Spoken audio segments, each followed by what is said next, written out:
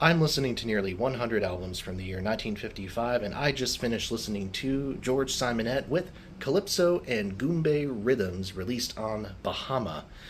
George Symonette, Calypso, Goombay's singer, as the name might suggest, from the 1950s especially, is when he recorded a lot of his sides, although he kept recording for a few decades after that. And Symonette is interesting compared to a lot of the other kind of calypso practitioners from this era, like Lord Invader and people like that, because he is a pianist, which is a little bit of an atypical sound in this style.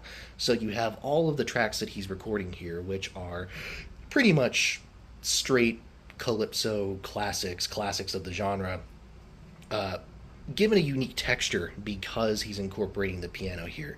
There's a pretty strong sense of groove actually to these tracks, which I think is interesting. And I think Symonette, who is an interesting character when you look him up, apparently stood 6.5 feet tall, this absolute giant of a man, is a pretty charismatic and interesting frontman.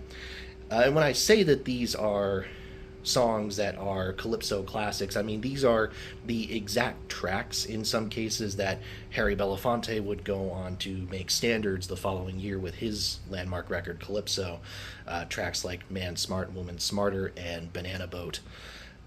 And yeah, it's really interesting. I think maybe not being a pure expert in calypso myself, perhaps I find myself a little bit lacking the description beyond Symonette being a pianist to talk about what makes this record distinct from other classic calypso tracks, an area where I certainly want to educate myself more.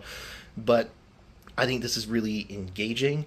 I think this feels a little bit more natural than like the Belafonte brand of calypso, if that's what a lot of people are familiar with, and I suspect it is.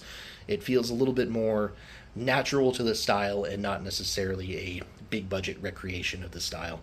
So I know Symonette has a few records out there, but this one in particular has a lot of recognizable songs that I think would be worth a listen if you're interested in trying to dig into some of these other classic calypso artists from the era. George Symonette, Calypso and Goombay Rhythms on Bahama. Check it out.